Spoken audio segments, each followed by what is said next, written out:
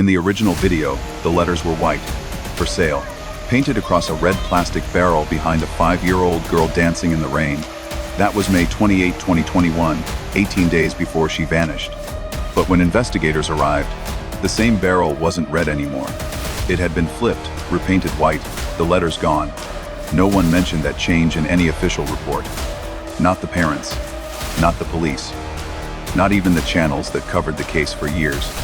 It's the only physical object that appeared in a video before the disappearance, and then quietly disappeared itself. So the question isn't what happened to Summer Wells. It's simpler, and far more revealing, who repainted the barrel, and why did they need to? May 28, 2021. A phone camera records 15 seconds of rain in rural Tennessee. In the frame, a 5-year-old girl dances barefoot on a muddy slope outside her home on Ben Hill Road. Her head is shaved close, her shirt is pink, and her shorts are gray. She twirls once, looks toward the camera, and pauses as if waiting for direction. Behind her, a large red plastic barrel sits upright, streaked with white paint. 2 words are written across its front in uneven block letters, for sale. The clip was uploaded to TikTok from the account of her mother, Candace Bly. The caption read only, "My baby girl playing in the rain." No hashtags, no music, no filters, just the sound of rain and a child obeying an unseen voice. The weather that afternoon matches what's seen in the video. Local reports list a light shower passing through Hawkins County around 2:30 p.m. The ground looks soaked but not flooded. There's no thunder, no heavy wind. The sound of rain on metal is constant, suggesting the person filming was standing under a roof edge, not out in the open. The camera angle never moves, it's locked in one position. Summer stays within a tight circle in front of it, always keeping the words "for sale" visible. Beside her, on the left edge of the frame, are wooden planks laid flat over the ground. They form a short walkway that leads nowhere.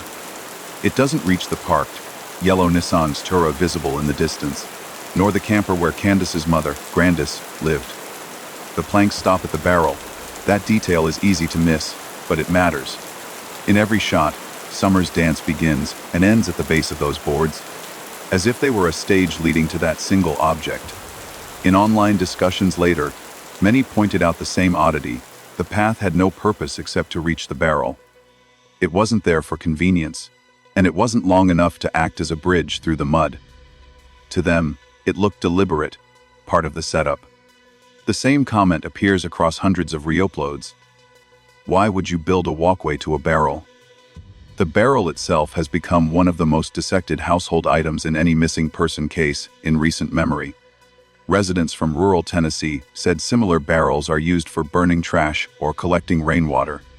But this one was plastic, not metal, meaning it couldn't be used for fire without melting. Some locals noted that supply yards mark certain safe barrels with "for sale" in paint to show they once held non-toxic materials. That's a plausible explanation, and yet, that kind of practical context fades when placed next to a missing child. In the minds of viewers, the words "for sale" weren't about rain barrels. They were about her. When the clip resurfaced after the Amber Alert on June 15, it took on a new life. Viewers slowed it down, zoomed in, enhanced the contrast. The longer they watched, the less innocent it looked. Many believed they could hear Candace giving instructions. A faint voice in the background, unclear but rhythmic, seems to say, "turn," or "spin." In frame-by-frame breakdowns, Summer appears to respond immediately, adjusting her steps and raising her arms as though performing. It's impossible to confirm what was said, but that ambiguity fueled the suspicion. The most common reaction was the same line repeated again and again: "She looked told to perform." When YouTuber and former detective Chris McDonough later visited the Wells property to film an interview, viewers noticed the change immediately. The red barrel wasn't standing anymore. It had been turned onto its side, lying in the mud near where it once stood. The white letters were no longer visible. Whether they'd been painted over or simply flipped face down, no one could tell, but something had been done to hide them. The timing was critical. This visit happened weeks after Summer's disappearance. The barrel that once stood behind her in that final video was suddenly silenced. That alteration was never addressed by police. the family, or major media outlets. It didn't appear in any search warrant descriptions or public updates from the Tennessee Bureau of Investigation. It was treated as background scenery, not evidence. But to the thousands of people who had already memorized every frame of the TikTok, it was a glaring act of erasure. Someone, at some point, decided those words shouldn't be seen anymore. The video's timeline is short but precise. On May 28, it was uploaded. On June 15, Summer vanished. The following day, the search began. Within 3 weeks, the barrel had been turned. 4 years later, its current location is unconfirmed. In that sense, both the girl and the object that framed her have vanished from public view. It's worth noting that Candace's explanations about the video changed over time. At first, she described it as a cute moment, something spontaneous. Later, she referred to it as a memory. In one live stream, when asked about the barrel, she laughed and said, "It's just trash." But the footage contradicts that. The barrel was clean, upright, and visibly placed in the center of the yard, not covered in debris, not used as refuse. If it was trash, it was arranged too neatly to fit that description. Don Wells, her husband, gave his own version. In one statement, he said he didn't remember the video. In another, he said he might have filmed it himself. Both can't be true. The inconsistencies are small, but in a case where almost nothing is verified, small details are what survive. Visually, the clip has 3 focal points: the child, the barrel, and the walkway connecting them. The camera's stillness makes the scene feel unnatural, less like a spontaneous recording and more like documentation. That's why people keep returning to it. There are no other public videos of Summer within a month of her disappearance. This is the last one. And every element in it changed afterward. When analysts examined the lighting and weather, everything matched: late afternoon light, soft overcast sky, rain consistent with the local forecast for that day. Nothing in the environment is manipulated. The only anomaly is behavioral. The adult voice, the stationary camera, the staged positioning, details that don't fit the rhythm of an ordinary family clip.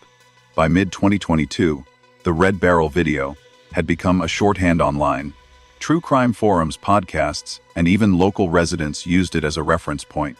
It's what people mentioned when discussing the case. Not the official search, not the timelines, not the interviews, just that barrel, that rain, those words. Every theory, from trafficking to accidental death, uses that image as a visual anchor. 4 years later, the video still sits online, copied thousands of times, analyzed frame by frame. No one has ever provided an official reason for the barrel being flipped. Maybe it was moved during the search. Maybe it was repurposed. Or maybe someone decided that leaving the words "for sale" visible behind a missing child would raise more questions than they could answer. The rain stopped long ago, but that frame remains frozen, the child dancing, the planks leading to nowhere, and the barrel that once told the truth too loudly to be left standing. It's an ordinary object, a plastic drum, about 55 gallons in capacity, bright red, with 3 hand-painted words running across its surface in white, "for sale." The letters, each roughly 10 inches tall, were applied unevenly, probably with spray paint or a brush. They weren't stenciled or printed. They were improvised, thick, uneven, and done quickly. The color contrast makes the phrase visible even in bad light. In photos taken before the disappearance, the barrel stood upright near the slope at the front of the Wells property, positioned just a few feet from where Summer was filmed dancing. From that angle, it's hard to see the house without also seeing the words. At first glance, it looks like a random storage item. In rural Tennessee, these plastic drums are everywhere. Locals use them for rainwater, for animal feed, or as makeshift trash cans. Some are cut in half to hold soil for plants. Others serve as barriers along dirt driveways. According to a local commenter identified as Dana Milton, barrels with "for sale" written on them are often recycled containers from supply yards, marked to indicate they once held non-toxic materials, unlike those used for chemicals or fuel. It's plausible. It's also not what people saw in that video. When the "Summer dancing in the rain" clip began circulating after her disappearance, the barrel stopped being an object of rural utility and became an object of scrutiny. Its placement looked deliberate. its color intrusive, its message loaded. The three words, "for sale," didn't blend into the background, they dominated it. In the still frame that spread across social media, the text appears almost level with the child's head, large enough to read even in low resolution. It felt less like scenery and more like context. No one has ever confirmed who wrote the letters. Don Wells never claimed it. Candace never explained it. When asked online about the barrel, she said only that, "It's for trash, but plastic barrels melt if used for burning." Photos taken around that period show at least two other metal burn barrels on the property, both rusted, both blackened. The red one showed no burn marks, no smoke stains, no ash inside the rim. If it had ever been used for fire, there should have been residue along the top. There wasn't. In other images taken the same year, a "no trespassing" sign is visible on a wooden panel near the driveway. The white paint used for those words appears identical in tone and thickness to the paint on the barrel. Same fading edges, same chalky finish. That visual match suggests the same hand, or at least the same paint can, was used for both. It's a small connection, but a telling one. Whoever marked the perimeter also marked the barrel. When former Detective Chris McDonough filmed his walkthrough of the Wells property in mid-2021, the barrel was still there, but no longer upright. It had been flipped onto its side, half sunk into the mud. The letters were no longer visible. In the footage, the surface appears lighter, almost washed out, as if the words had been painted over with a white coat or turned toward the ground. The difference between the original video and this one is unmistakable. In May, the words were clear. By August, they were gone. No one ever addressed that change publicly. Neither McDonough, nor law enforcement, nor the family discussed what happened to it. The detail lived only in screenshots and comments from people who watched the footage closely. Theories diverged. Some insisted the barrel had been repainted. Others believed it was the same red barrel, just lying on its side. A few claimed it was a different object entirely. But every version agreed on one thing: the message, "for sale," had been removed. In 2023, later footage taken from social media around the property showed a barrel painted purple, standing near the same slope. Its shape, dense, and position closely resembled the original red one. The purple paint matched the family's mailbox, a bright lavender tone that had appeared after the first anniversary of Summer's disappearance. It's never been officially confirmed that the purple barrel is the same object, but the similarities are hard to ignore.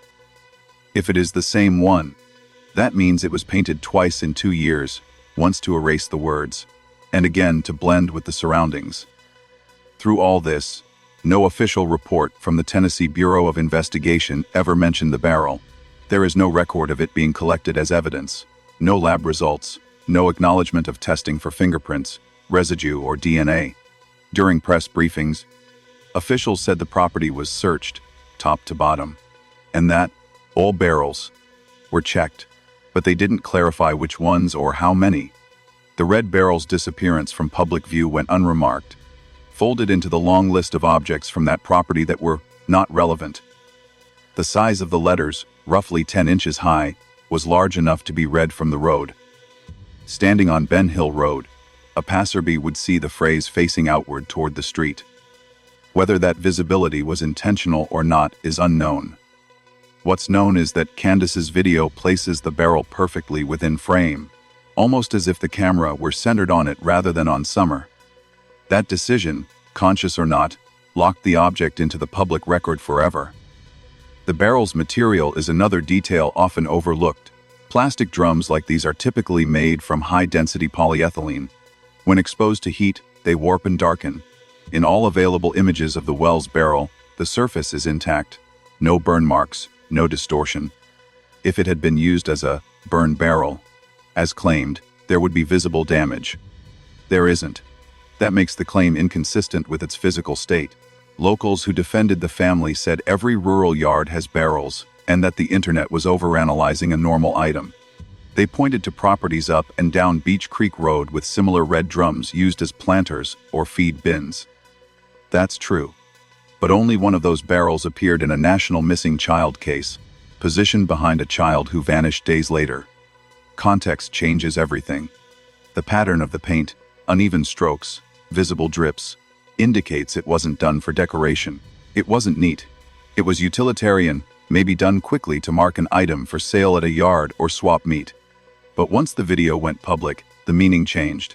The same words that once meant, "buy this barrel," began to read like, "something was for sale," and once that perception took hold, removing the letters became inevitable. The act of covering or hiding the text, whether by flipping it over or repainting, signifies more than embarrassment. It shows awareness. Someone knew how it looked, knew how it would be interpreted, and wanted it gone. When people online discovered the possible repaint, they linked it to the family's pattern of altering the property after the search, doors replaced, items moved, the scene reshaped. The purple paint, if real, became symbolic. Purple is often associated with mourning or remembrance. Maybe it was meant as tribute, maybe as distraction. Either way, it erased what made the object recognizable, the words that tied it to the day before everything changed. 4 years later, the barrel's current location is uncertain. It may still be somewhere on that slope, buried under weeds, or discarded. What remains is the record, one object that appeared in the last known video of Summer Wells alive, then altered quietly after she vanished. Objects don't lie, but they can be rewritten. The red barrel once said "for sale." Now, whatever color it wears, it says something else entirely, something closer to silence. Ben Hill Road is a narrow, winding strip of asphalt cutting through the hills of Rogersville, Tennessee.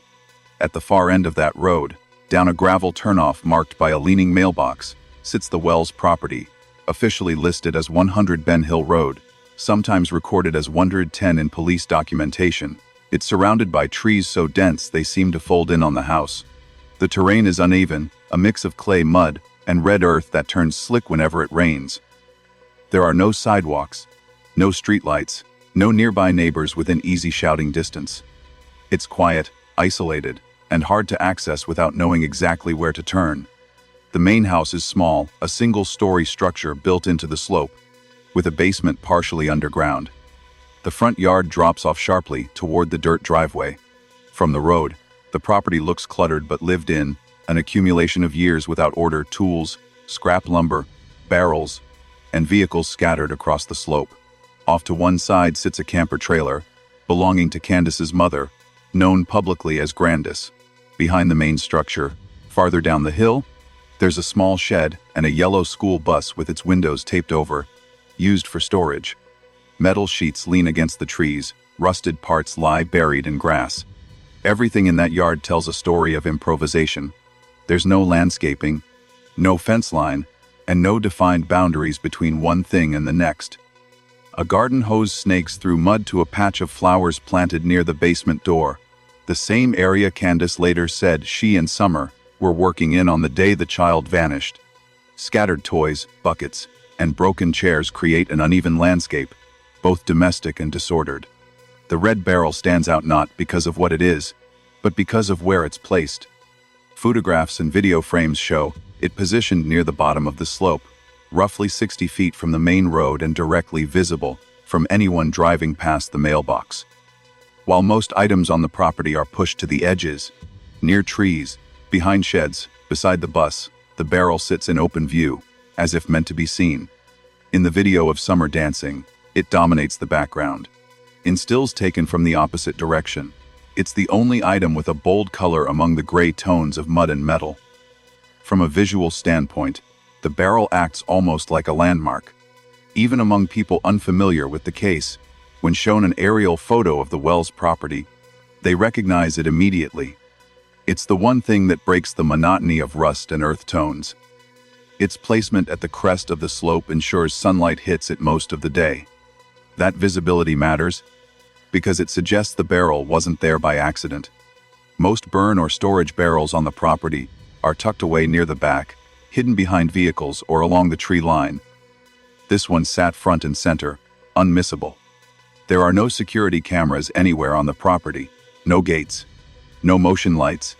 At the time of Summer's disappearance, no one could see the front yard except from the road or from inside the house. That means whoever placed the barrel had full control of its visibility. A passerby driving up Ben Hill Road would notice it long before noticing the house itself.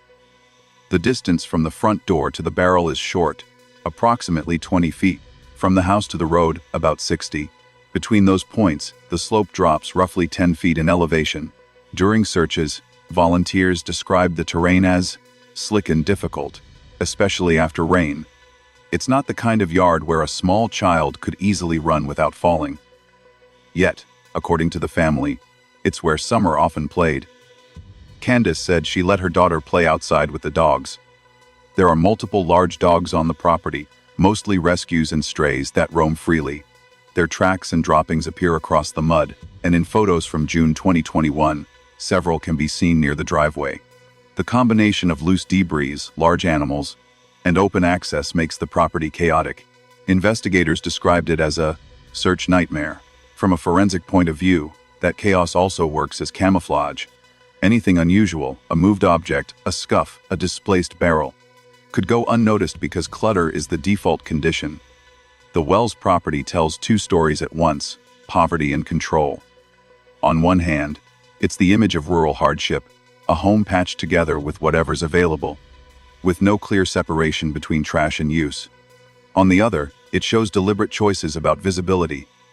Certain items, like the red barrel, are arranged in open sight, while others are hidden. From the top of the hill, the property looks like a circle of disarray surrounding a single point of color. The red barrel draws the eye immediately. It's not near the play area or the camper. It's near the only line of sight connecting the property to the outside world, the road. For someone passing by, the first thing visible beyond the mailbox is the barrel and the slope. That alone makes its position unusual. If the purpose were storage or waste, logic would place it behind the house. Instead, it stood where everyone could see it. The environment itself, mud, distance, isolation, also frames the reality of how Summer lived. The nearest neighbor's house sits through a patch of woods and over a ridge. Calls for help wouldn't carry far. The property's seclusion means whatever happened there on June 15 could occur without witnesses. It's not a place where sound travels, it's a place that swallows it. In the context of this case, the Wells property isn't just a setting, it's a system. Every object there either conceals or exposes. The absence of fences, cameras, and boundaries creates a paradox: openness that hides more than it reveals. It allowed a 5-year-old to play freely, but also left every inch of her environment unguarded. Between the rusted bus and the edge of the woods, there's no sign of forced entry, no sign of a struggle, only the erosion of time and weather. Yet amid all that disarray, one choice stands out. Someone positioned that red barrel where everyone could see it, and later, someone made sure its message couldn't be read again. In a place so full of disorder, that single act looks deliberate. That's what the property shows when stripped of rumor and emotion.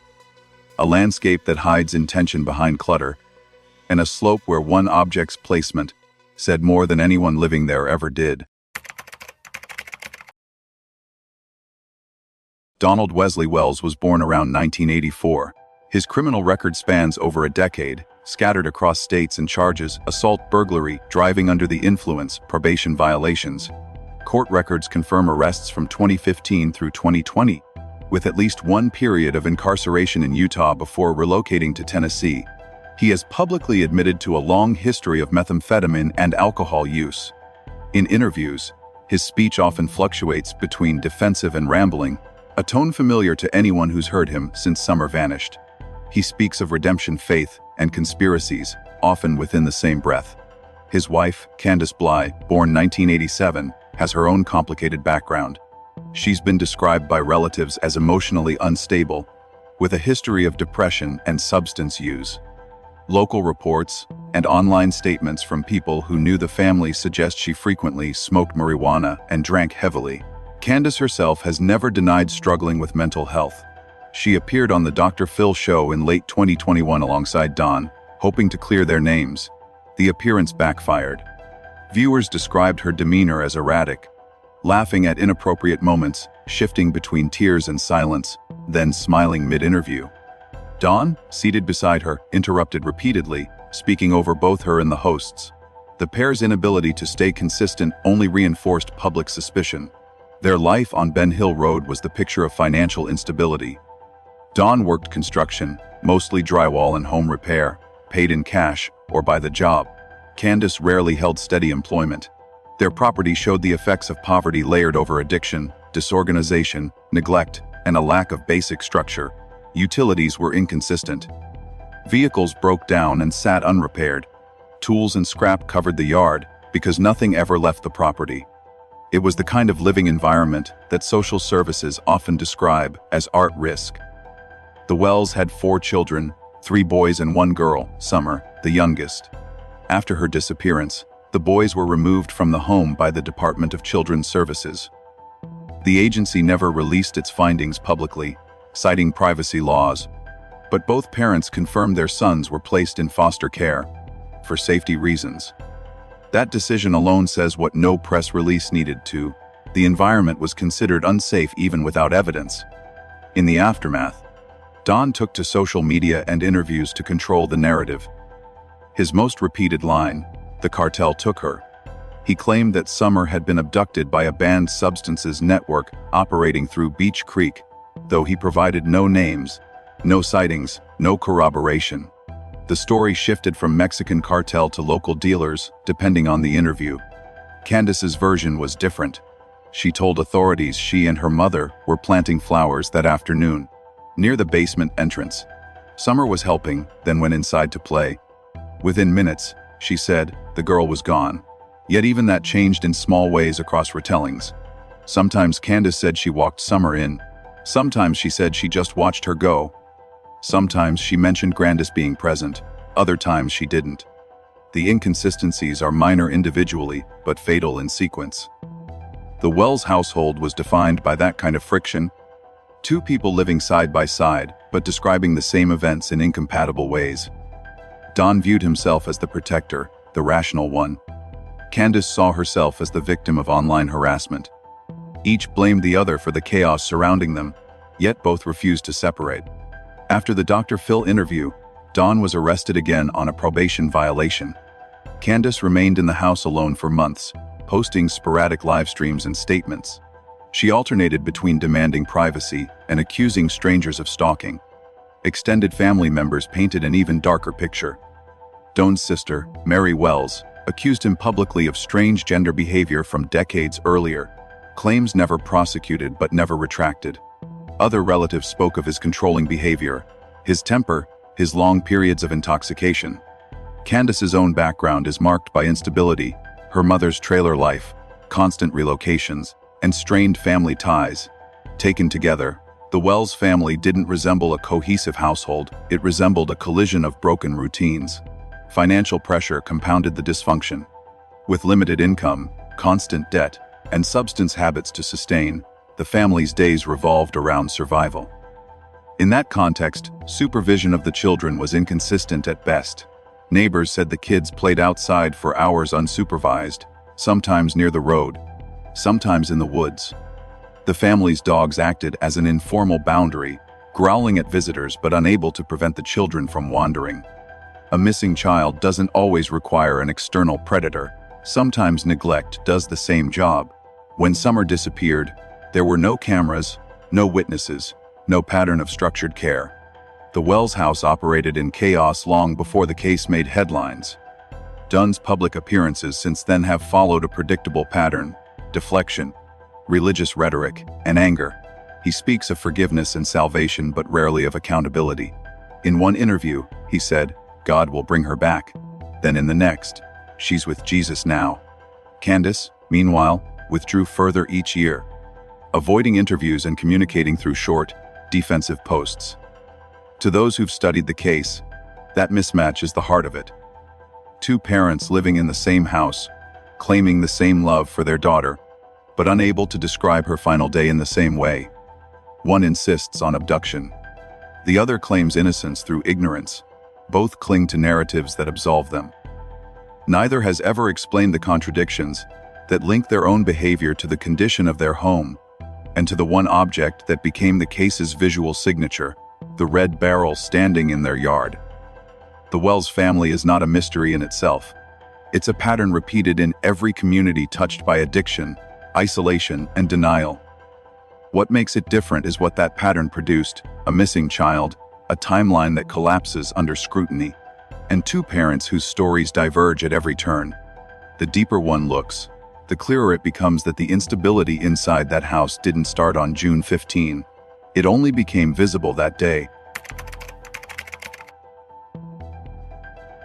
May 28, 2021. A short TikTok clip goes online. 15 seconds. Summer Wells, 5 years old, barefoot in the rain. Behind her stands a red plastic barrel, 3 white letters painted across it: for sale. No music, no filters, just a child spinning under gray light. Her mother, Candace Bly, filmed it and posted it publicly. 18 days later, the same little girl disappeared. That video became the last proof of her existence and the first clue to everything that would follow. June 15, 2021. Candace says she was outside that afternoon, planting flowers with her mother Grandis, beside the basement door. Summer helped for a few minutes, then ran inside to play. A short time later, Candace called for her, no response. Don Wells, her husband, was at work, roughly 30 miles away. He says Candace phoned him, crying, saying Summer was gone. He drove home immediately and arrived before the police. Between 5:30 and 6:30 that evening, an hour passed that no one has ever been able to account for. When deputies reached the house, they found no sign of forced entry, no struggle, nothing disturbed. Search dogs caught a scent heading down the slope toward the road, then lost it. The red barrel still stood in the yard, the same one from the video, silent and ordinary. The next day, June 16th, an Amber Alert went statewide. Helicopters flew over the property, drones mapped the terrain, and volunteers poured into the hills. Cameras pointed at the parents, and the family's story was set. Don spoke first. "We believe she was abducted." No witness, no suspect, no evidence, just conviction. The word abducted became the official line. It was easier to believe someone had come out of the woods than to face the possibility that something had happened inside the house. 2 days later, June 18th, Don repeated that same line on television. It never changed. "We believe she was abducted." The statement gave the public something to hold on to, even as law enforcement stayed quiet. They didn't confirm it. They didn't deny it. From that point, the Wells family controlled the narrative, and the object in their yard quietly began to change. In July, former detective Chris McDonough visited Ben Hill Road to film an interview. His footage revealed a detail almost everyone missed at first. The red barrel from the video was still there, but different. It had been flipped onto its side, half buried in the mud. The white letters were gone, either painted over or turned down into the dirt. No one commented on it, not Don, not Candace, not even McDonough. But the audience noticed. The one thing that connected the last known video of Summer to the house had been altered. It was the first visual sign that something had been erased. A year passed. June 2022 marked the first anniversary of the disappearance. No progress, no arrests. The Tennessee Bureau of Investigation released an age-progressed image of Summer at 9 years old. Over 6,000 tips had been processed. Every lead went nowhere. Don was back in jail for a probation violation. Candace was alone on the hill, giving no interviews, only brief posts online where she alternated between anger and despair. The property stayed the same except for one thing: the red barrel, the one millions had seen online, no longer visible in its original form. It had vanished from the story as completely as the child had. Then came 2023. A new photo surfaced on social media showing a barrel on that same slope, now painted purple. The same dents, the same scratches, the same position near the mailbox. If it was the same barrel, it had been painted twice in less than 2 years, first to cover the words, then to blend into the background. Purple, the color of remembrance. Some called it tribute, others concealment. Whatever the intent, it erased the last trace of what those 3 white letters once said. By 2025, the 4th year of the investigation, the official statements had gone silent. The TBI still lists the case as open but offers nothing new. Their only comment: all containers on the property were searched. They never clarified which ones. The barrel isn't mentioned in any report. It's as if it never existed, though its image continues to circulate as the most recognizable symbol of the case. Look at the pattern. Every turning point in the story is matched by a physical change in that barrel. After the video, it stands bright red. After the disappearance, it's flipped. After the interview, the words vanish. After the anniversary, it turns purple. 4 years, 4 transformations, each one synchronized with the family's changing story. It's too neat to be coincidence. Objects don't move or repaint themselves. Someone controlled it, just as someone controlled what could be seen and what couldn't. That 18-day gap between the video and the disappearance is the hinge of the entire timeline, the window where something shifted inside that house or on that hill. It's where the story we can verify ends and the one we have to question begins. Everything before it is visible, everything after it is altered. 4 years later, the timeline still reads like a pattern of vanishing. The child disappears. The object changes. The message is erased. The evidence fades. And somewhere in that sequence, truth becomes silence. Because when you look closely, every time the Wells family rewrote their story, the yard rewrote itself too. The moment Summer vanished, her surroundings began to change with her. And maybe that's why the question, that started with a video, has never gone away. Why did everything begin to change the exact moment those 3 white letters disappeared? When the Amber Alert went out, the search started in the woods, but the real storm hit somewhere else first, online. By June 2021, the TikTok clip of Summer dancing in the rain had already been ripped, re-uploaded, slowed down, brightened, zoomed in and reposted across Reddit, YouTube, Facebook, TikTok again, and every corner of true crime social media. One frame kept showing up, a 5-year-old girl barefoot in the mud, a red barrel behind her, 3 white letters on it that nobody could unsee anymore. For sale. From there, the internet did what it always does with a case that feels wrong. It split. One side went straight to the darkest conclusion. Under video after video, the same sentence kept appearing. They sold her. No context, no evidence, just 3 words typed like a verdict. People pointed to the barrel as if it were a billboard advertising something unspeakable.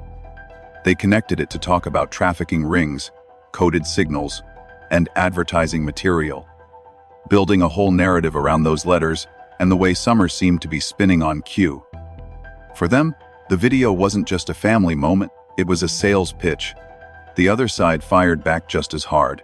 Locals from Tennessee and nearby states joined the threads to say the exact opposite. That's a burned barrel. Or, we all have those out here. Or, you guys are reading way too much into it. They explained how people buy used plastic drums, how some come pre-marked, how using one in your yard doesn't make you a criminal. To them, the internet had taken a common object and turned it into a conspiracy board. They saw ignorance, not evidence. Between those 2 extremes sat a third group, people who weren't sure what the barrel meant, but knew it meant something to them personally. Under breakdown videos and long Reddit posts, strangers started sharing their own histories, childhoods where nobody listened, households where they felt like property, memories of people going missing and never being talked about again. Many of them saw themselves in Summer, a small child, surrounded by chaos, smiling for someone else's camera. For that group, the barrel wasn't just a container or a sign. It was a symbol of a feeling they knew too well, the sense that a child's value in a home can be measured, even if nobody says it out loud. As the case dragged on, certain lines became recurring refrains across platforms. They sold her. That's just a burned barrel. It's been repainted purple to hide the message. Each one told more about the person typing it than about the barrel itself.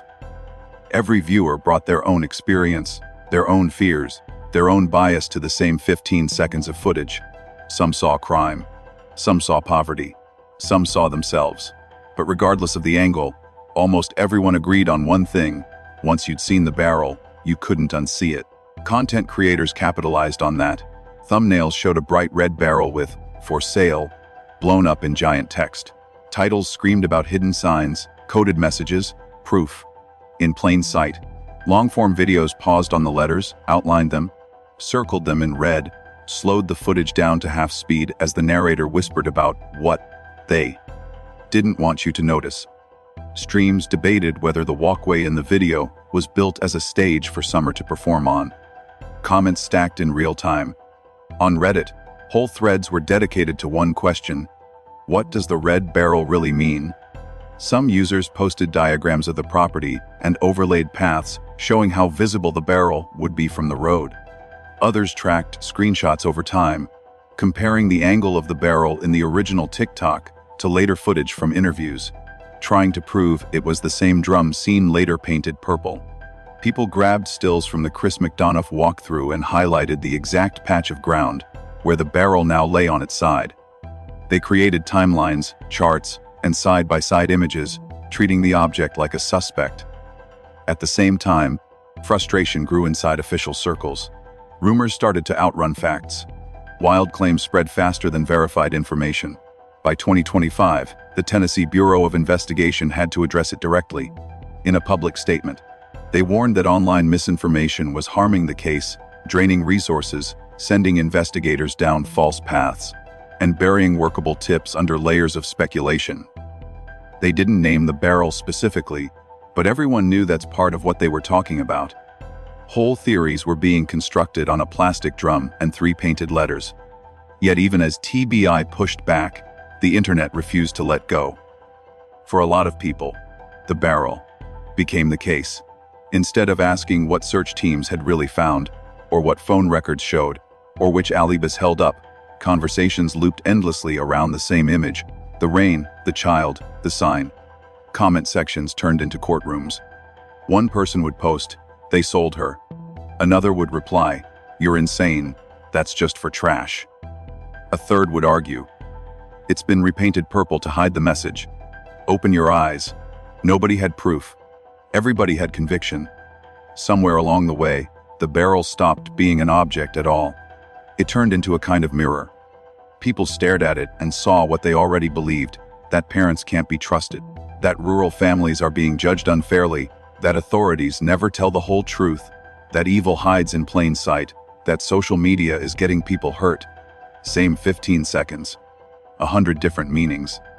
What's undeniable is this: in the absence of a body, a suspect, or a clear narrative, the barrel filled the vacuum. It became the stand-in for the justice that never came. Every time the system stayed quiet, the internet went back to that frame and tried to drag something out of it that wasn't there the first 1,000 times they watched it. Evidence didn't put the barrel at the center of the case. The audience did. And once they did, the object took on a life of its own, louder than any official update, stronger than any press release, and far more permanent than whatever the truth turns out to be.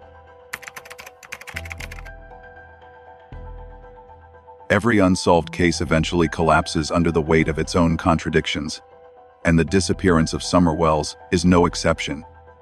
What stands out here isn't the lack of evidence.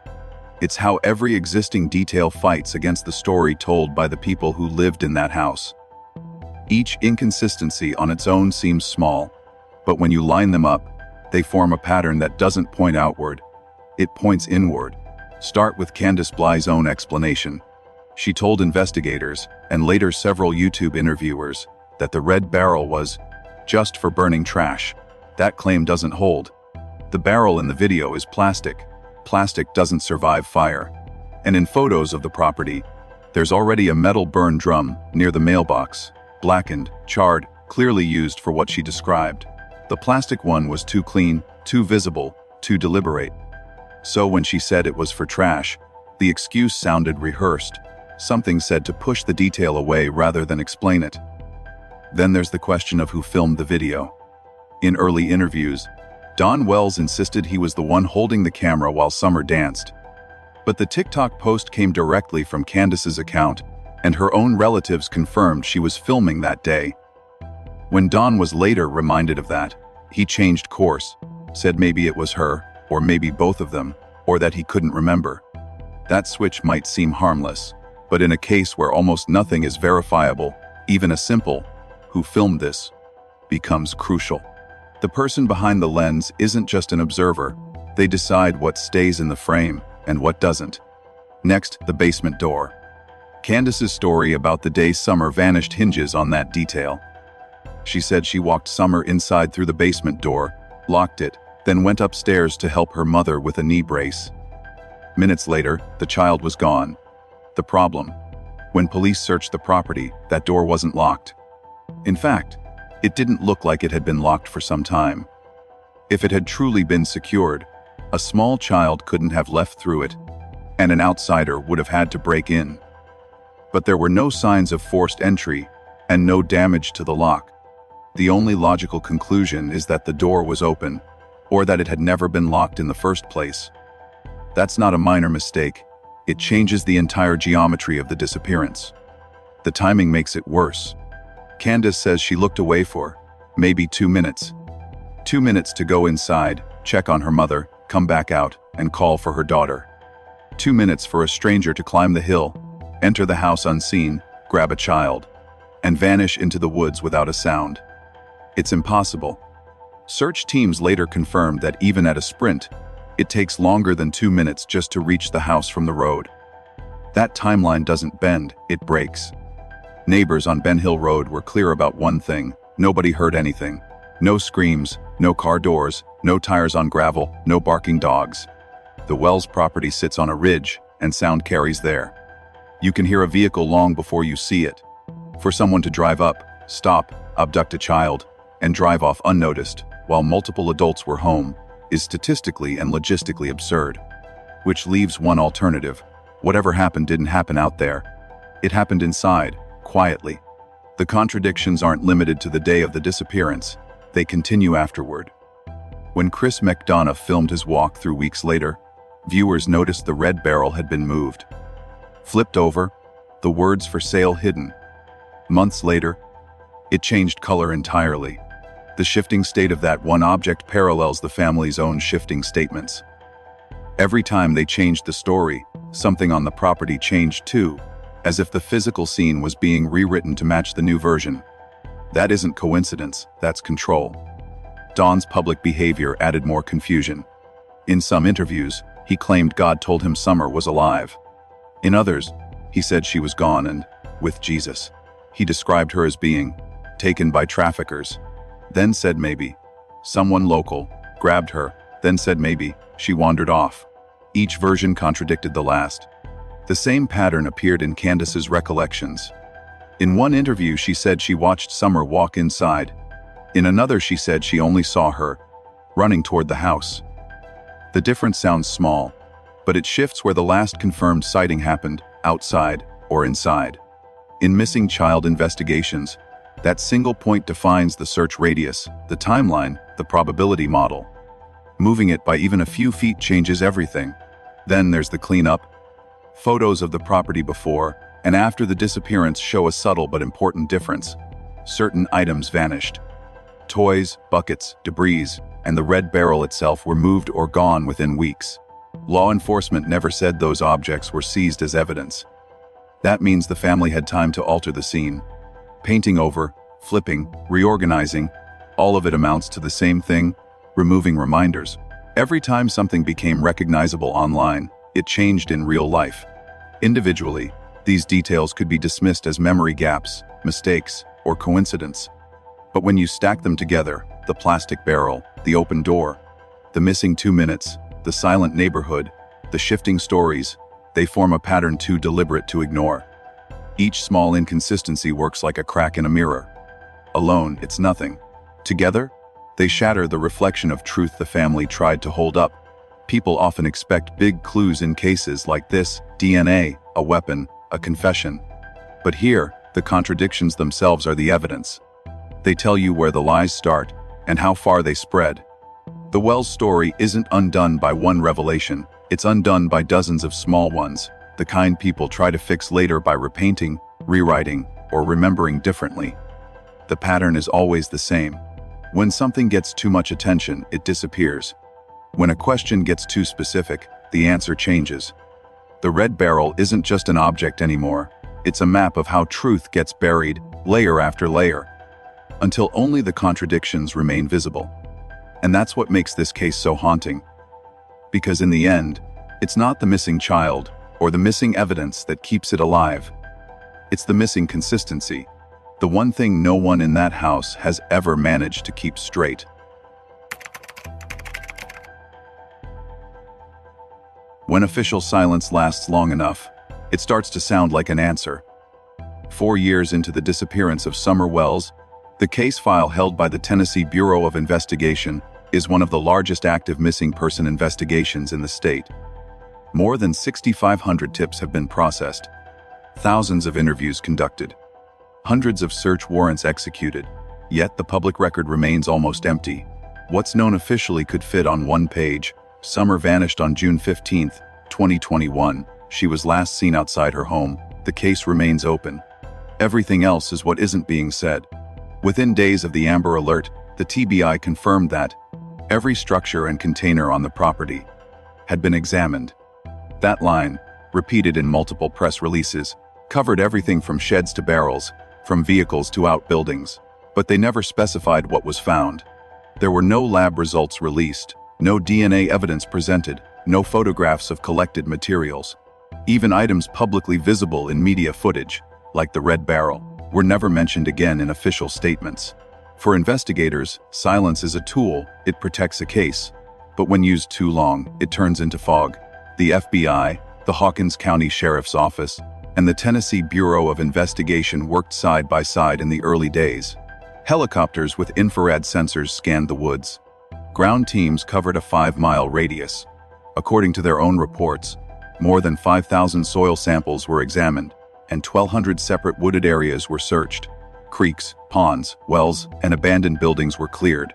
Drones mapped terrain for heat signatures, cadaver dogs tracked scent trails, and volunteers logged more than 13,000 man-hours on foot. Nothing. No trace, no clothing, no sign of a struggle, not even a piece of fabric that could be tied to the child. The first weeks of transparency quickly narrowed. By mid-July 2021, TBI briefings had become cautious and vague. When reporters pressed for details, officials repeated a single phrase: "The investigation remains active and ongoing." They refused to discuss suspects, evidence, or the status of the family. From a legal standpoint, that's procedure. But for the public, it sounded like paralysis. Behind the scenes, the Wells property was searched more than once. Dive teams returned months later to nearby creeks and retention ponds. Soil was tested for decomposition traces. Aerial thermal scans found nothing unusual. The sheriff's office confirmed every known vehicle belonging to the family had been examined, but gave no indication whether forensic testing had been done.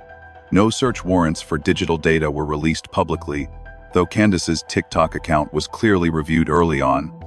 The one thing the record confirms is absence of results, absence of conclusions, absence of closure. Despite the lack of progress, both Dawn Wells and Candace Bly continue to be classified by local media as persons of interest. The term carries weight but no charges. It means investigators can't eliminate them, but can't prosecute them either. Over time, that gray zone became the defining feature of the case. The parents were never cleared, never accused, trapped in a kind of permanent suspicion that keeps the story alive without moving it forward. In 2022, when asked why there had been no major updates, a TBI spokesperson said only, "We continue to follow leads as they come." That's it. No mention of evidence, no acknowledgement of inconsistencies, no discussion of the family's changing statements. To the audience following the case online, it felt less like investigation and more like containment. An agency keeping information locked down, not because there was nothing to reveal, but because what they had didn't fit neatly into a solvable frame. By 2025, the pattern of communication had solidified into ritual. Once or twice a year, on the anniversary of the disappearance, the TBI released a short statement reminding the public the case was still open. "We are still searching for answers. We have not forgotten Summer." No statistics, no new findings, no context. In the absence of updates, the internet filled the silence. Every post that didn't clarify something created space for speculation to grow. The red barrel, the basement door, the timeline gaps, all the fragments ignored by the official record became the record. That's the unintended consequence of prolonged silence. Control of the story shifts. When investigators withhold information, the audience writes its own version. Reddit threads, YouTube breakdowns, and podcasts began citing unreleased evidence, inside sources, deleted files. Some of it was fabricated. Some came from misread documents. But the reason people believed it wasn't because it sounded credible. It was because nothing else was being said. A vacuum invites invention. The TBI's last confirmed numbers, 6,500 leads, thousands of hours, dozens of agencies, sound enormous until you realize what they represent. Activity without resolution. The effort is undeniable. The result is invisible. Not one confirmed piece of physical evidence has ever been shared with the public. No trace of the child. No DNA, no fibers, no fingerprints, no indication of a crime scene inside or outside the house. For an investigation that size, that's extraordinary. Either the truth is buried under layers of secrecy, or it was erased long before authorities arrived. In interviews, retired investigators who worked similar cases have said the same thing. When an agency stops sharing information, it usually means one of two things. Either they know who did it, but can't prove it, or they know something happened, but can't explain how.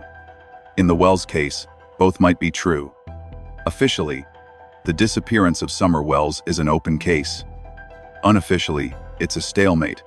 Law enforcement can't close it, and they can't move it forward. And the longer that silence lasts, the stronger the myths around it become. The red barrel, once just a piece of plastic, has now outlived every press conference and every lead. Because when facts disappear, symbols take over.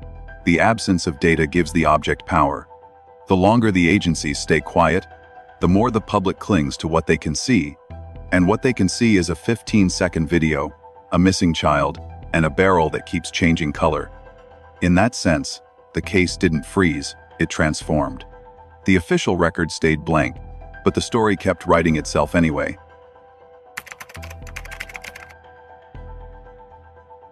Four years later, the red barrel is no longer just a background detail in a video. It's a symbol, one that outlived every official statement, every interview, every search. When people talk about the Summer Wells case now, they don't picture the house, or the hill, or even the family. They picture a red barrel standing in the rain. Color always carries meaning, and in this case, red did all the talking. It's the color of warning, of blood, of guilt. It demands attention even when it's silent.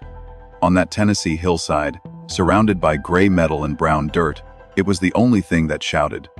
The three white words painted across it, "For sale," turned it from a household object into a coded message. To some, it looked like a coincidence. To others, a confession. Language meant for commerce became the language of conscience. For sale. The phrase exists everywhere, on signs, flyers, billboards, but not like this. Not next to a barefoot child filmed by her own mother. Context changed everything. What once meant, "buy this item," began to sound like, "something has a price." And when the child vanished, the meaning of those two words inverted. The barrel no longer marked an item for sale, it marked innocence gone missing. Online, people started calling it the soul barrel, a shorthand for what they believed the clip represented. The selling of a child, not for money, but for neglect, for silence, for whatever went wrong behind that house. That's how symbols are born, through repetition and reinterpretation. Every time someone replayed the video, the barrel's meaning deepened. It moved from scenery to prophecy, from coincidence to omen. The color red turned from an aesthetic choice to a visual alarm. In a case with no suspects, no crime scene, and no confirmed evidence, the barrel became the only object that looked like proof. Then came the repainting. When it resurfaced later, purple replaced red. The shift wasn't just cosmetic, it rewrote the message. Purple is the color of mourning, of remembrance, of dignity after tragedy. It's also the color of concealment, dark enough to cover what came before, but not dark enough to erase the memory of it. By painting it purple, whoever did it closed the circle. The symbol of warning became a symbol of grief. The same object that once shouted, "Look here," now whispered, "Move on." Online, that transformation was noticed instantly. True crime channels posted side-by-side comparisons, red versus purple, warning versus regret. The words were gone, but the meaning remained. On Reddit and YouTube, the search term, red barrel, linked to more than 10 million views and mentions combined, a number higher than most official coverage of the entire investigation. That's the power of a symbol. It doesn't need resolution. It feeds on repetition. In a way, the red barrel replaced Summer herself in the public imagination. It became the stand-in for her absence. The object people could still point to when there was nothing left to hold on to. When someone says, "The Summer Wells case," another person immediately says, "The barrel." The child became a symbol of loss. The barrel became the symbol of the silence surrounding it. Together, they built a kind of visual shorthand for everything unanswered. That's what makes this object so strange. It started as part of the background, but the longer the investigation dragged on, the more it felt like the centerpiece. The more the authorities stayed quiet, the louder the barrel became. People projected onto it what they couldn't get from the case: truth, outrage, meaning. It turned into a kind of social artifact, proof of how the internet builds its own language of grief. The red barrel stopped belonging to the Wells property long ago. It belongs now to the collective memory of everyone who's ever watched that clip. Psychologically, it works because it gives form to something formless. The case has no body, no crime scene, no resolution. The barrel gives all that abstraction a shape, a color, a phrase, a place to direct anger. In that sense, it isn't evidence of guilt or innocence. It's evidence of public hunger for answers. The symbol outgrew the story. It stopped representing what happened and started representing what people needed to believe had happened. 4 years later, the red barrel stands as more than a clue. It's the only thing that tells two stories at once, the one the family wanted to hide, and the one the public refused to forget. Red to purple, warning to mourning. A plastic drum turned cultural marker. The case might still be open, but the symbol is already permanent. It doesn't need words anymore. It says everything by still being there, even when every official voice went silent.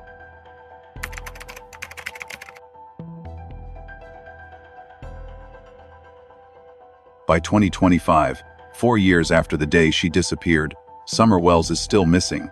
There are no arrests, no charges, and no confirmed trace of what happened on that hill. The case remains officially open but functionally frozen, existing in the strange space between investigation and memory. Every anniversary brings a wave of posts, the same 15-second clip, and the same question that no one can answer. The video of Summer in the rain is reposted each year, like a ritual. It appears on TikTok, Reddit, and YouTube with captions that read, "Never forget Summer Wells." For many, that video has become the memorial itself. There's no grave, no vigil, just a loop of a child dancing in front of a sign that once said "for sale." Inside the family, the distance is just as wide. Dawn and Candace no longer live together. Interviews stopped. Their social media pages are either deleted or silent. Friends who once defended them have moved on. Whatever remained of unity collapsed under the pressure of suspicion. Each side tells a different story now, one about faith and forgiveness, the other about fear and survival. But the silence between them says more than any statement ever could. In the public eye, the case has drifted away from what it was supposed to be, a search for a missing child. Over time, people stopped talking about Summer and started talking about the symbol. In most discussions, her name appears next to a single image, the red barrel. It dominates thumbnails, podcast covers, and documentaries. News reports still use it as shorthand. On YouTube, when you type Summer Wells, the algorithm suggests red barrel. That's what the public remembers. Not the dates, not the timeline, not the search teams, but the color of a plastic drum behind a girl who no longer exists in the frame. This is what happens when a story outlives its facts. The evidence fades, the imagery stays. The red barrel became what the legal system never provided, something tangible. It stands for everything the investigation couldn't deliver: answers, accountability, resolution.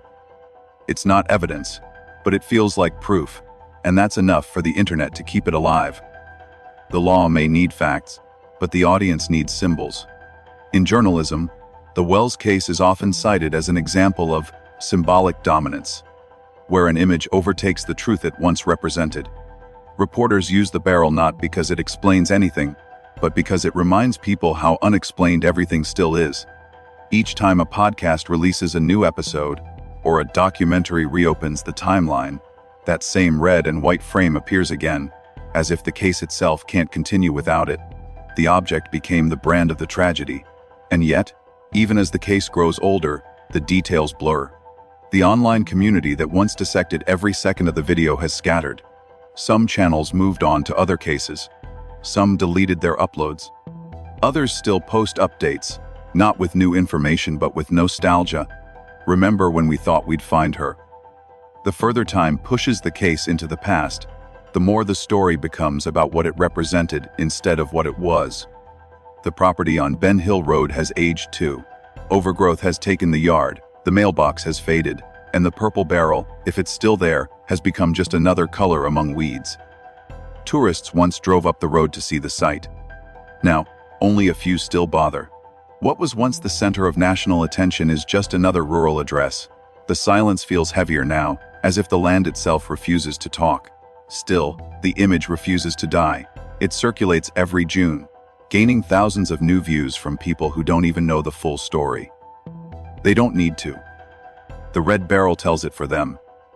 It's the visual cliffhanger of an unfinished crime. It reminds viewers that something happened, something was hidden, and no one ever paid for it.